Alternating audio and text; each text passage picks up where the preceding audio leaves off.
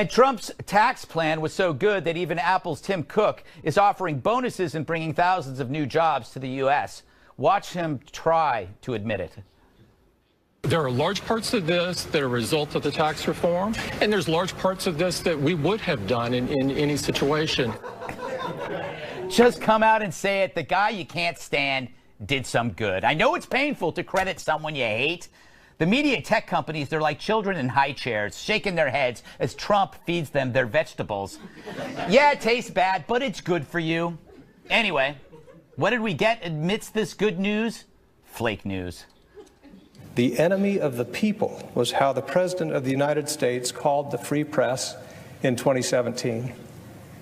Mr. President, it is a testament to the condition of our democracy that our own president uses words infamously spoken by Joseph Stalin to describe his enemies. Very, very moving, but very false. Flake's attack was actually fake news because Trump never said the media was the enemy of the people. He said fake news was the enemy of the people. That's no small change for it fed a storyline that undermines the ability to criticize the press. Trump treats the media like flies buzzing around his ears, reminding them it's not the reporters who are important, but the people they report on. No wonder they're pissed. So here's my one-year assessment. If Trump can just control himself, he might end up being a figure for the ages. The entire planet is feeling his impact every day. They're talking about him in the jungles of Borneo. Like him or not, take a freeze frame of right now. He's the most important person on Earth. But by keeping him on his toes, so are you. And that ain't fake news. All right. Let's welcome tonight's guests. I can get behind his legal mind. His latest book is called Trumped Up. Harvard Law Professor Emeritus Alan Dershowitz. She's so bright, the Sun sends her hate mail. Wall Street Journal senior video reporter Shelby Holliday. She's the feisty dame who thinks everything's lame. National Review reporter Kat Timpf.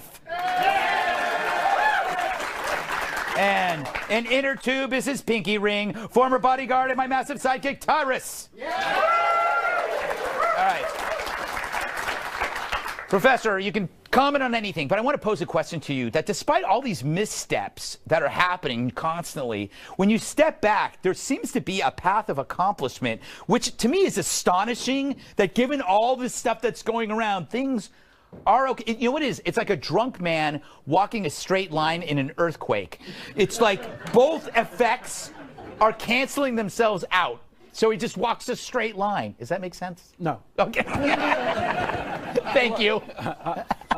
First of all, I'm still trying to get my head behind what Donald Trump will look like in 2147 yes. when he turns 200. Yes.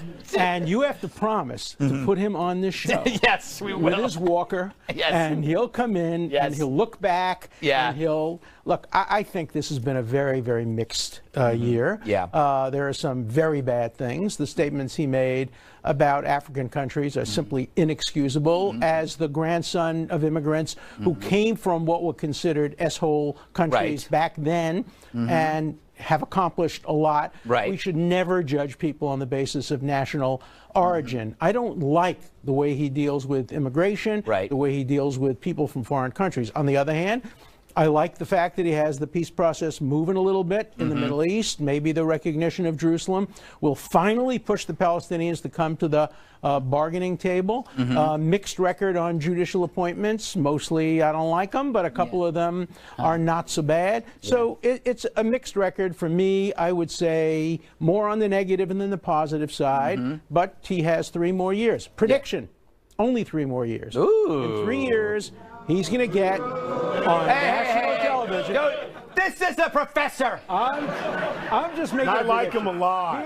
Here's his statement. He says, "I don't know Yeah. why any president thinks it takes 8 years to save our country. I have done more in 4 years than any president since George Washington. I don't see any reason for taking the additional 4 years. I can go back to the private sector and really help make America This is a good great." point. This is a good point. It's like what he did. It didn't take him that long to do Woolman Rink in New York. It took him a couple of months. He can get this thing done, and he'll go do something else. I guess that's your point. It's like my grandmother used to say to our children, sleep fast, we need the beds.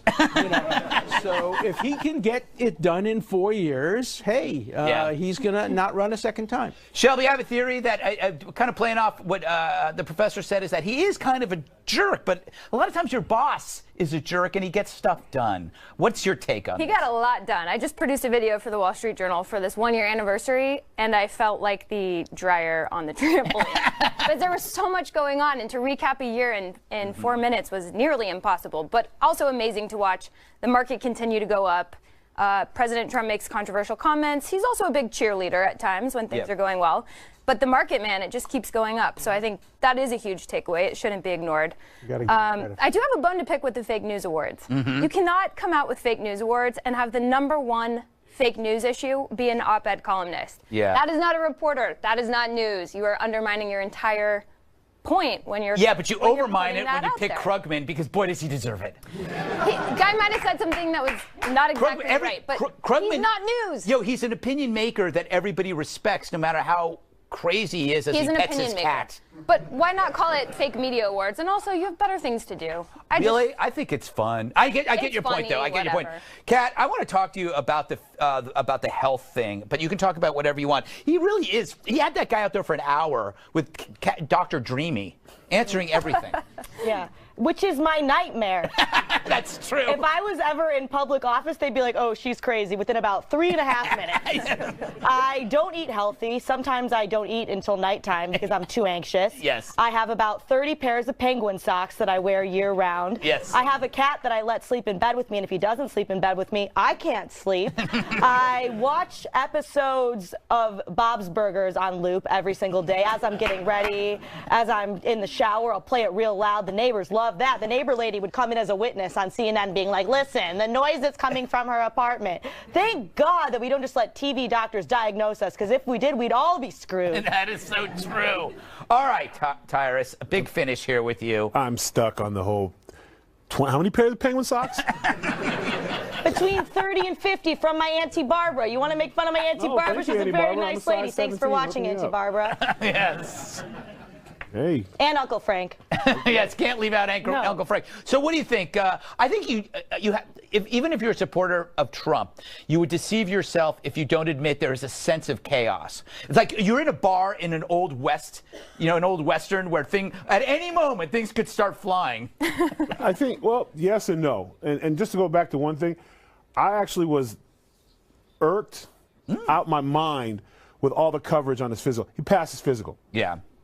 And it wasn't good enough. So they kept looking for, well, how does he sit? Is he pronate? Does he look for anything? Like, does he have hangnails or anything we can use to take against him? And the best part was, and I'll leave them nameless because I'm sure it's some kind of shaming, but these really, really chubby reporters at CNN who sit in chairs and tables, and when the camera angles turn, you see the little bellies because they work out, are talking about him, calling him obese. Yeah. That was hilarious. Like, everyone in America is damn near obese if you do it right. I mean, if you follow the scale, I should be in a walker on my 600-pound life, leaning for Big Macs. But I mean, it's amazing to me that the people that were talking about him, there was no mirror in CNN while you were running your mouth. Like, he's an older man. Of course, he's gonna have a little bends and ticks on his heart. He's supposed to. He's an old man, but he's fine. He passed physical. Move on. You know, it's funny. I gotta wrap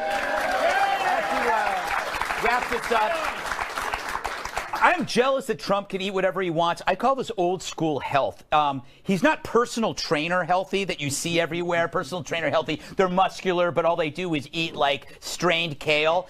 He's dock worker healthy, which is like he eats anything he wants, but could twist the head off a deer. Grumpy old man. Grumpy old man. The old man ate bacon and beer every day. You know, it's funny, but it does reflect a very serious problem that we're trying to pathologize political differences. First, we try to criminalize them. That's your book. Now we're trying to pathologize them, but the Republicans did the same thing. When Hillary Clinton tripped going into that car, people were diagnosing her. Look how sick she is. Yeah, it's She's true. not qualified to be president. We were right, though. From both sides. Let's cut that out of both sides. Let's get whoever gets elected, let them govern. It's a good point. It's a good point. It's fair point there. Up next, the Fire and Fury book will now be a TV movie. I hope I get to play Stormy Daniels.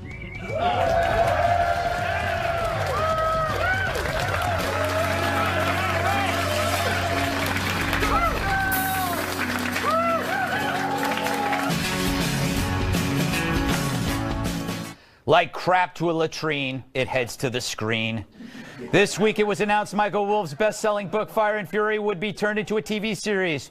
I'm not sure that's a good idea. Look, I've written books, I've done TV shows. TV exists to make books more interesting. How do you make Trump more interesting than Trump? How are they going to make a TV version that's more interesting than the real thing? The guy's a walking blockbuster. So good luck to them. But I don't think Fire and Fury is going to work on TV. I'm pitching a competing show called Fire and Furry. Here's a clip of the pilot episode. I piccoli crescono, ma le abitudini rimangono le stesse. Vero? Sempre le solite abitudini? Brutti vizi, eh? Oh, and they are delicious.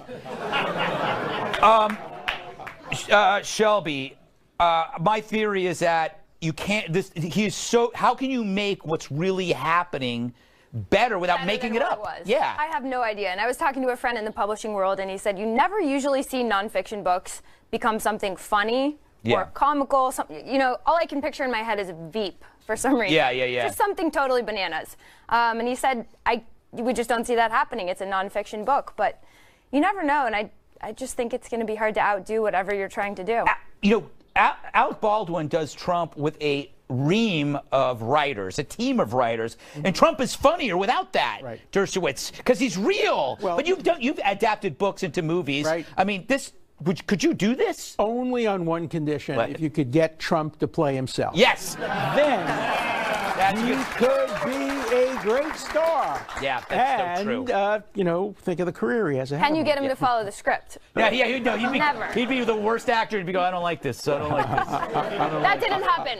Can you get Stormy Daniels to play herself? I want to do the hotel scene at least 3 times to get it right.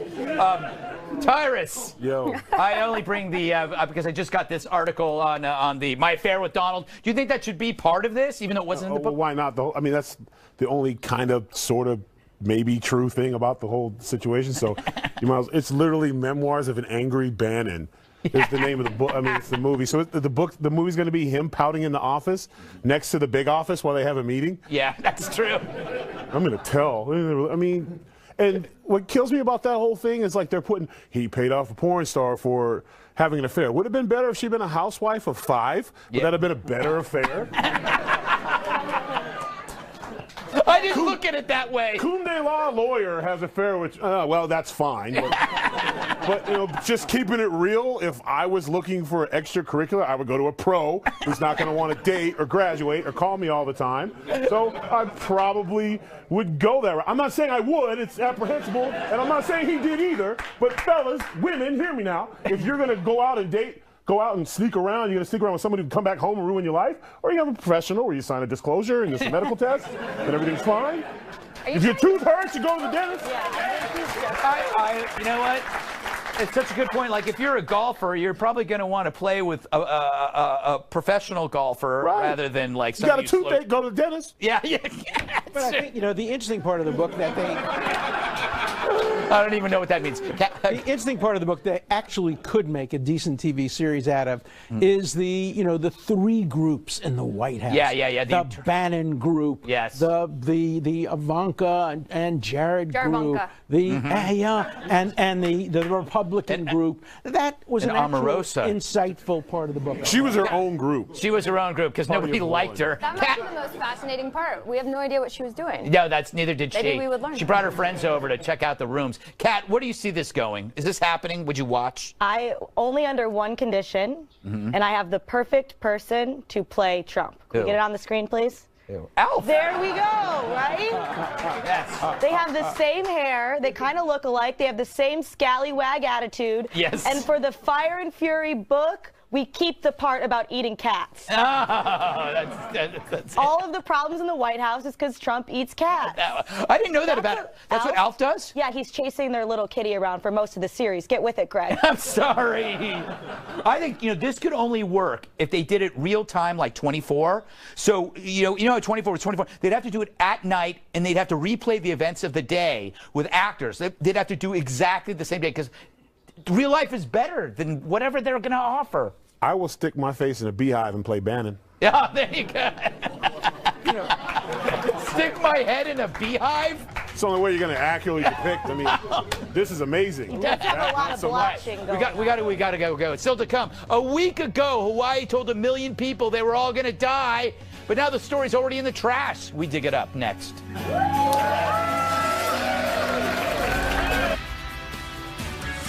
Live from America's News headquarters, I'm Marianne Rafferty. The blame game goes on in our nation's capital. A rare weekend session ended Saturday night without a deal to fund the federal government. Republicans and Democrats are pointing the finger at each other for the government shutdown. Democrats are demanding that any short-term deal include protections for so-called dreamers, young, undocumented immigrants.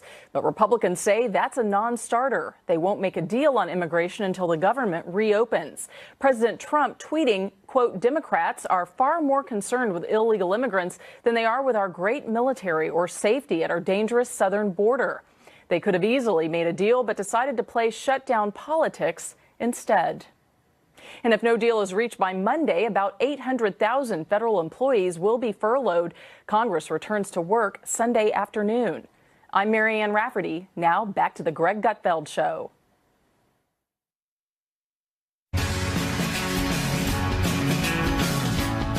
Contrary to the alarm, no one bought the farm. Remember that alert that went out in Hawaii? Everyone was told a ballistic missile was heading toward them. And they were put through 38 minutes of sheer hell. And then they were told it was a mistake. That only happened 7 days ago. But it's forgotten as if decades have passed.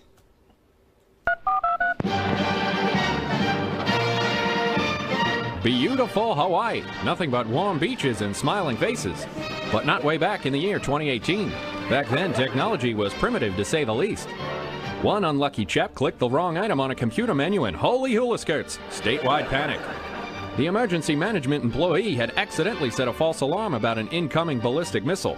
For 38 minutes, gents and dames everywhere were hightailing it for cover. Well, mahalo for nothing. As for the employee, he's been reassigned. At least he didn't go out with a bang. So, why has this story fallen so quickly under the radar? Well, for one thing, you can't blame Trump for it, although some have tried with every fiber in their yogurt-fed being. But if you can't tie Trump to it, it's not a story. So what if parents were putting their children down manholes and priests were absolving flocks of people of their sins and families were tearfully saying goodbye to each other? The president said a naughty word, and that's all that matters. For more on the Hawaii story, let's see what others are reporting.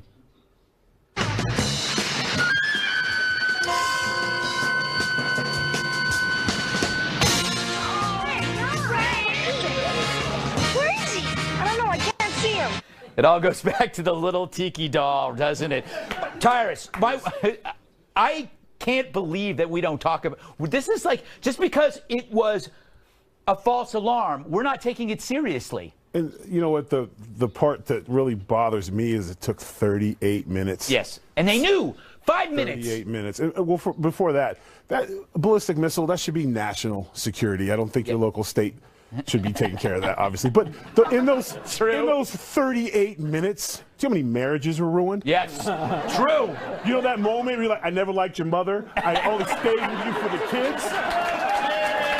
I'm the only one on this panel old enough to remember duck and cover. Yeah. When I was a kid, we were scared out of our wits. The Russians were going to come. They were going to blow us up, but we would be saved because we got on our knees under our desks and prayed. And that brought back these terrible, terrible memories. Yeah, it was nuts, Shelby. My wife was there. Thank God I wasn't, because I am the worst. I know. I would have covered myself in slow-moving elderly. And I would have. I would have been like, they would have been shields. Hey, you insulting me here? Come on. You're the guy who had to apologize after the false alarm. Honey, dear, I didn't mean to kick you out of the refrigerator. I'm sorry. Yeah, it was like, I leave the family behind. Yep. No, I was going to look for help. Yeah. No, but you really can't imagine what it was like to be there. Right. And clearly this person had no business being near a button when we have heard so much about big, powerful buttons, and there are genuine fears that that button might be pushed. There are a few things that were really scary that came out of this news, though. The AP reported, according to a man who was contracted by DHS to study the wireless alert, it could take 30 minutes for other states to write and blast a message about a missile. That's a problem we should probably fix. Right. And a nationwide system for mobile devices has never been tested. These are things that just seem so simple. I disagree. And the fear is that we've moved on so quickly from the news. Will they ever be fixed? We move quickly from everything. You think about the Vegas shooting. We act like that's happened 10 years ago, and we still don't know what the hell happened. Kat, you said you disagree on what? I disagree. I don't think there should be any of these warnings at all. Oh, really? Why? If you're gonna get missile bombed to death, what are you gonna do about it? Get a raincoat so you don't get wet? Gonna stock up on canned goods? You're never gonna get a chance to eat those canned goods. There's nothing you can do. Why not just let people live and then, 1 second you're not? Well, this is an interesting point. The best response I heard is the husband of my wife's friend. They were there for her birthday party, and he's Russian, and everybody's panicking. People are crying. His wife's crying, and he goes, "Go back to bed. If you wake up, all good." And you can't get better than that. No. You can't get better than that. That's a cool dude. The one thing I got to say, I love Hawaiian shirts, but it's weird when they're at a national security press conference when they're in Hawaii. Do you throw a tie over a Hawaiian shirt? I don't know. I mean, I don't get it. Anyway, I don't get it at a national security. I love Hawaiian shirts. I love them. Just not in a serious meeting. It's incredible. You can wear them anywhere. Anyway, coming up, North Korea's got Olympic fever. North and South are joining hands to win a few medals. Or die trying. Seriously, you lose, you die. That's next.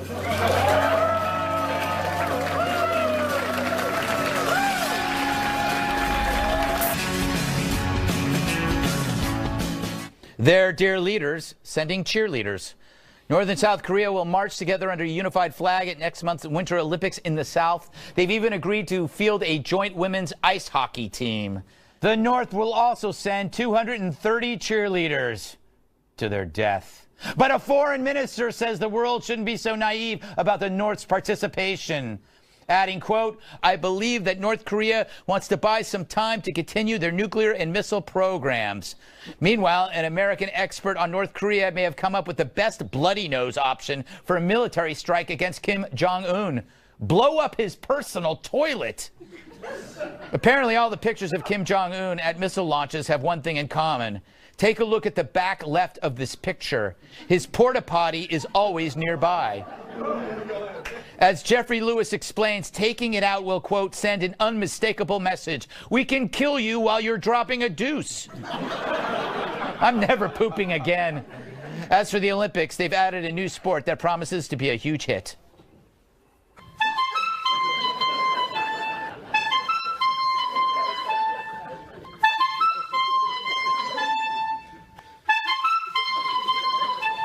I'd say that blows, but that's too obvious. Kat, thoughts on this assassination plot or pseudo-plot? Yeah. As funny as bombing a toilet would be, and it would be, it could be seen as an act of war. True. And if they were to retaliate, I would hate for the reason that there was no more New York City or no more Los Angeles to be, we thought bombing a toilet would be funny. Yes, that's true. You don't base your foreign policy on a really cool joke. Yeah, I mean, as cool as it would be, it wouldn't look very good in the history books. All right, they thought it would be funny. Professor, do the Olympics help foster diplomacy between adversaries, or does it only help rogue nations like North Korea to put a polished face on their misery? Of course, if you go back to 1936, where the world welcomed Hitler and the Nazis and allowed them to disqualify Jewish runners, and Hitler wouldn't ultimately shake hands with Jesse Owens, all of that, it can be used as a terrible, terrible show helping tyrannical regimes. On the other hand, it also, think of how many of these cheerleaders are going to go back to North Korea. I hereby offer to represent any of them who want to defect. But that's... Okay, but they don't have to be a cheerleader. But think about this. They don't have to be a cheerleader. Anyone who wants to defect, I'm their lawyer. But see, now here's the reason why I think they're not going to defect. Each one of those cheerleaders' families are probably in a room, right? Right. They're probably in a room, and it's like, if you don't return, they're a casserole for the starving citizens. That's what I hate to say it, but there are reports that there's some bad dietary. You think is in the burger? Yeah. But go ahead. The cheerleaders are interesting because when you read the headline, it sounds really silly. They're sending this huge group of cheerleaders, couple of athletes. The cheerleaders are actually considered soldiers by many North Korea experts. They are the army of beauties. They are meant to go out there and sort of woo the rest of the world, pretend like they're peacemakers, show how innocent and soft the regime is. And their most famous alumni is Kim Jong-un's wife. So I didn't even know he was necessarily trying to defect. I didn't even know he was married. He marries a cheerleader just like everybody else. They always marry the cheerleaders. Kat says. You can do it, Tyrus. Yeah, I mean, it's... Tyrus.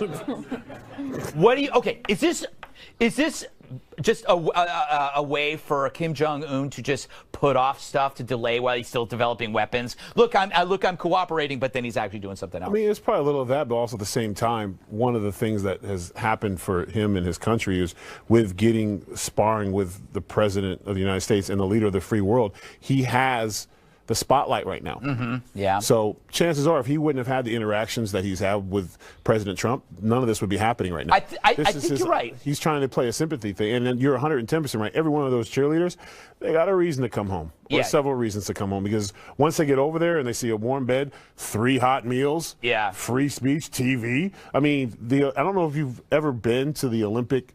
It's like a little city. Yeah. And it's just a whole lot of fun going on. Yeah. And stuff. Yeah, it's been a while for me since I've been in the Olympics. A good friend of mine, Mark Henry, the world's strongest man, he goes to Olympic, and some of his stories from the Olympics back in the day, I was like, did you even have energy to lift? Yeah. They party, they have fun, everyone's meeting everyone, they're going to be exposed to a lot of things. There was a lot of clean and jerking going on. All right, I don't even know what that means. Ruins the story. I'm talking about sharing ideas. This is a dirty little old man. No, I mean, he's working. I got the old man sweater on, but you should have it on. All right. Would you guys stop attacking old men? All right, still to come. New California wants to become the 51st state. But why stop at 51? Let's add the moon while we're at it.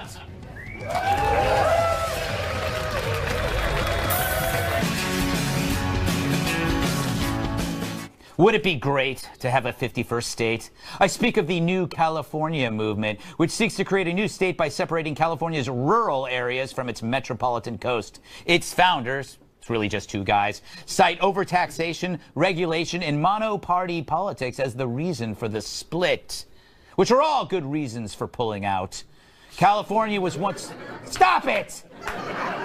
I lived in California. It was once a pretty cool state. You had the film industry. You had orange groves. You had giant redwood trees. You had the Modesto Nuts. It's a minor league baseball team. They don't talk to me anymore. Now it's let itself go. An elegant gentleman has become your fat, drunk uncle who can't even zip up his own pants. The founders of New California formally declared their independence this week. I believe we have tape of their presentation. San Diego, Los Angeles, San Francisco.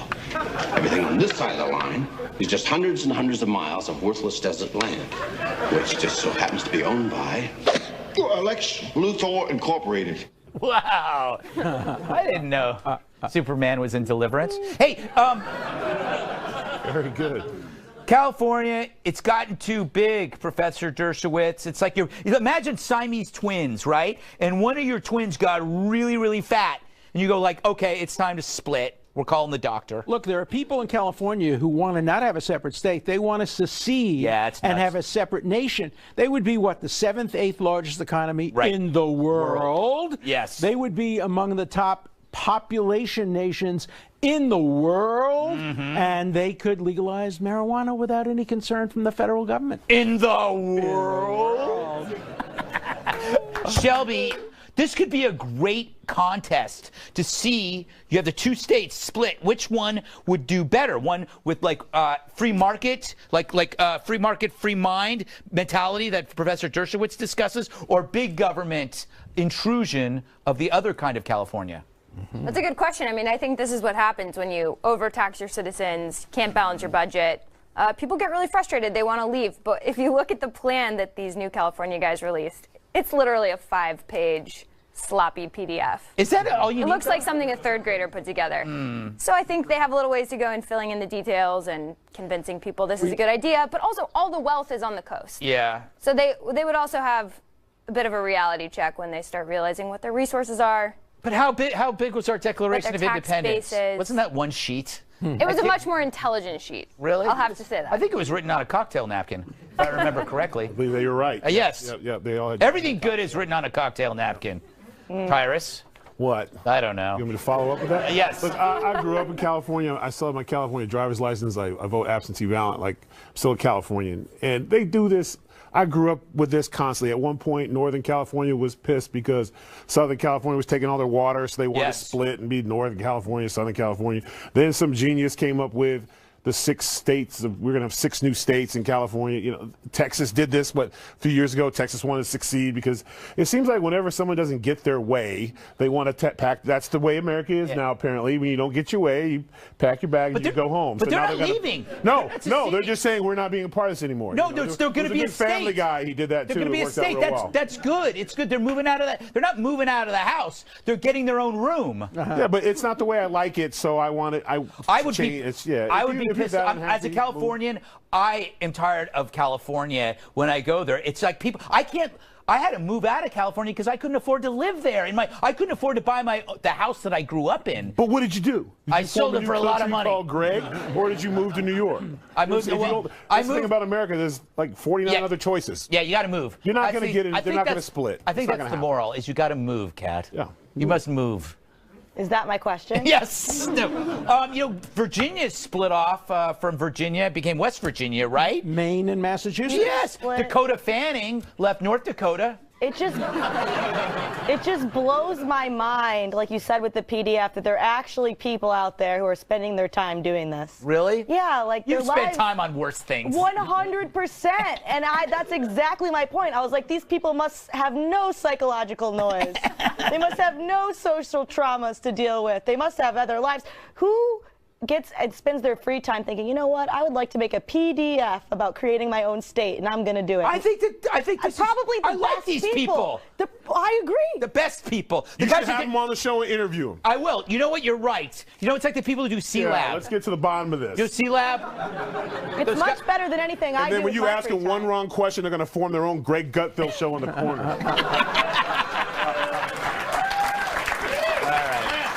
All right, enough. Don't laugh at that. Final thoughts. If you leave now, I'll replace all of your relatives with exact replicas.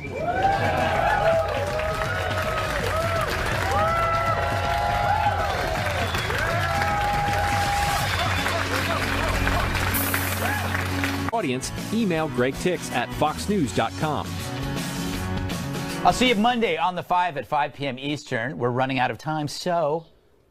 What you've wanted to say all show, but haven't had the chance to say, so here's your chance to say it. Right now. All right, Professor. Well, in my book, Trumped Up, I argue to return us to the center. Let's move away from the extremes. The left is turning too far left. Some on the right are turning too far right. Let's return to the days where centrist conservatives can argue with centrist liberals and ask what's best for America, not what's best for the right or what's best for the left. I gotta move on. I do think Trump's gonna be a centrist. I think he always has been because he moves all over the place. Anyway, Shelby?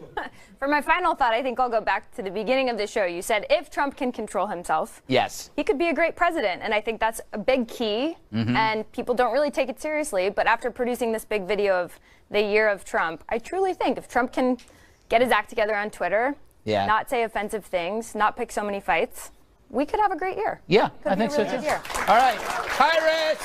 Oh man, I had a busy week. I got 2 movies getting ready to come out. Monster movie Inuit, if you're into that, and if you want to laugh. Me, Mike Epps, Russell Peters, and John Malkovich in SuperCon, and I made my return to Impact Wrestling last week, where I put hands on EC3. You should probably check that out. So busy man. All right, last word to you, Kat. So I've been having kind of a rough time, had a rough day. Went home, though, and found out there was cat vomit all over my apartment. So I was like, at least I have a purpose in life. Yeah, that's good. Got to clean that up.